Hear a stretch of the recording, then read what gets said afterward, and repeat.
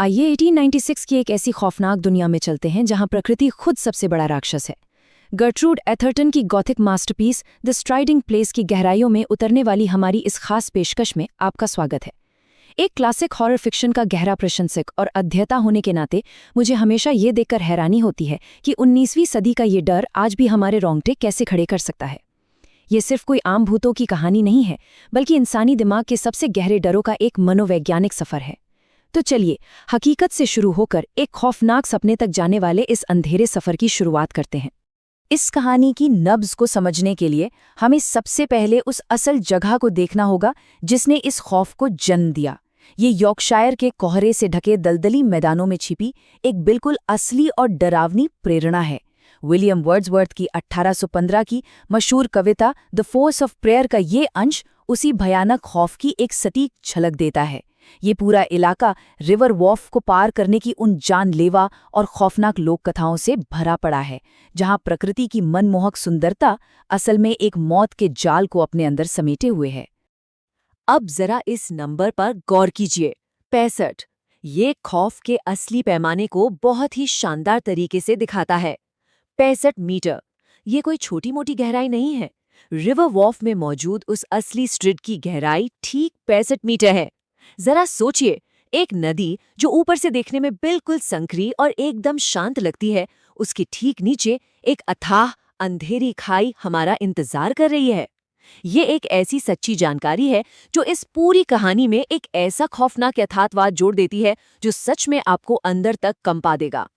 पानी का ये जो संकरा और अंधेरा हिस्सा है ना, ये अपने जानलेवा इतिहास के लिए बहुत कुख्यात है। इसकी बनावट ही कुछ ऐसी है कि लोग अक्सर धोखा खा जाते हैं। उन्हें लगता है कि बस एक छलांग लगाए, यानी इससे स्ट्राइड किया और पार कर लेंगे। लेकिन इसके ठीक नीचे जो पानी की तेज और निर्दयी धाराएं बह रही हैं, वो इतनी शक्तिशाली हैं कि किसी भी इंसान को पलक झपकते ही उस गहरे अंधेरे में खींच सकती हैं। और एक बार आप अंदर गए तो वहां से बचना लगभग नामुमकिन है। ये सचमुच प्रकृति का एक खामोश लेकिन बेहद खतरनाक जाल है।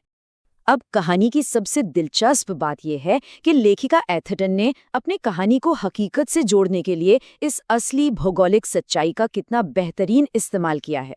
कहानी शुरू होती है अगस्त की एक रात वेस्ट राइडिंग ऑफ यॉर्कशायर में। हम मिलते हैं वीगल नाम के एक शख्स से जो मार्च एबे के पास उन घने और डरावने जंगलों में अपने लापता दोस्त व्याट गिफोर्ड को पागलों की तरह खोज रहा है।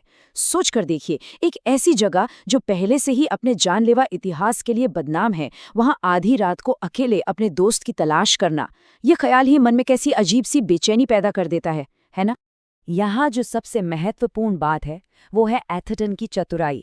वो कितनी खूबसूरती से यहाँ एक विरोधाभास पैदा करती हैं। व्याट गिफोर्ड को सब एक पक्के मजाकिया इंसान के रूप में जानते हैं, तो शुरू में ऐसा लगता है कि शायद ये भी उसकी कोई नई शरारत होगी, गिफोर्ड का ये मजाकिया स्वभाव। और दूसरी तरफ आधी रात को एक बेहद खतरनाक दलदली जमीन पर उसका 2 रातों से लापता होना, ये दोनों चीजें मिलकर हमारे अंदर एक झूठी सुरक्षा की भावना पैदा कर देती हैं।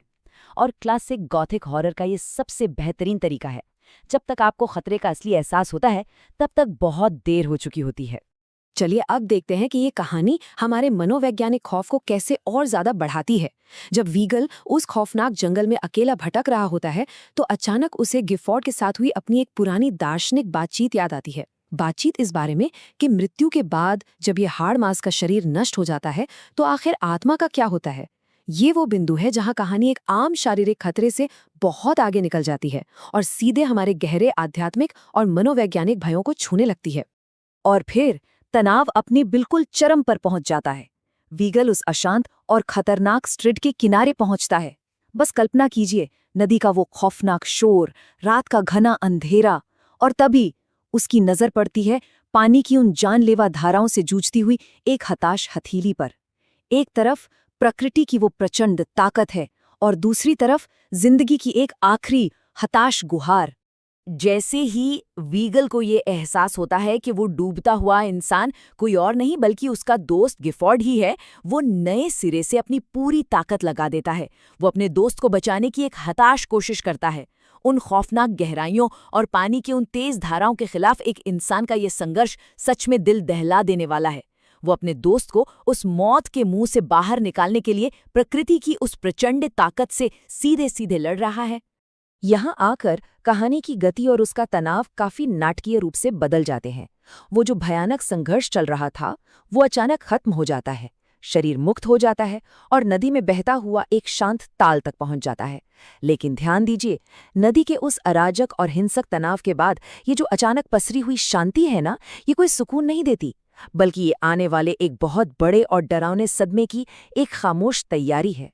वीगल उस गहरे मटमैले पानी में उतर जाता है। उसके मन में अपने साथी को प्रकृति के उन क्रूर चंगुलों से निकालकर वापस जीवित करने की एक आखिरी धुंधली सी उम्मीद बाकी है।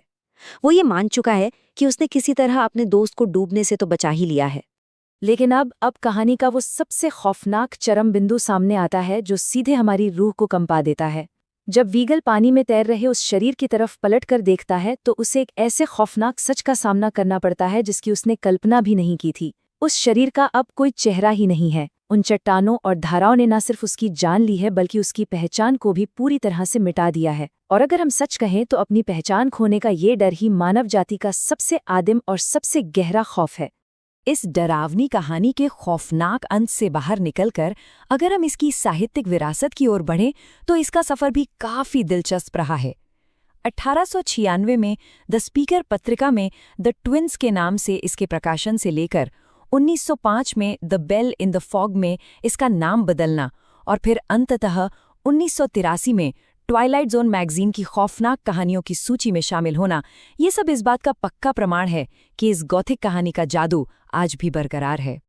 लेकिन अब जरा ये विडंबना देखिए, ट्वाइलाइट जोन जैसी प्रतिष्ठित सूची में शामिल होने के बावजूद गुडरीड्स पर इसे 5 में से औसतन केवल 2.90 स्टार ही मिले हैं।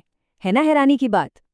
ये इस बात को बिल्कुल स्पष्ट करता है कि कहानी का वो बेचैन करने वाला और अचानक खत्म होने वाला रहस्य आज भी पाठकों को 2 गुटों में बांट देता है। कई आधुनिक पाठक एक स्पष्ट अंत चाहते हैं, लेकिन असल में ये कहानी अपने इसी अधूरे और खौफनाक रहस्य की वजह से ही एक सच्ची क्लासिक कृति बनी हुई है। और ये कहानी हमें वापस उसी आधी रात की बातचीत से जुड़ी एक दार्शनिक और डरावनी सोच पर छोड़ देती है। सोचकर देखिए, यदि स्ट्रिड का वो काला पानी मृतकों का चेहरा ही छीन लेता है तो उस पीछे छूट गई आत्मा का आखिर क्या होता है? जब प्रकृति इंसान के शरीर को इतनी बेरहनी से नष्ट कर देती है तो इंसान की उस पहचान का क्या बचता है? कहानी का ये डरावना सवाल यकीनन आपको गहराई से सोचने पर मजबूर कर देगा। इसी खौफनाक विचार के साथ हॉरर फिक्शन के इस रोमांचक सफर को हम यहीं विराम देते हैं।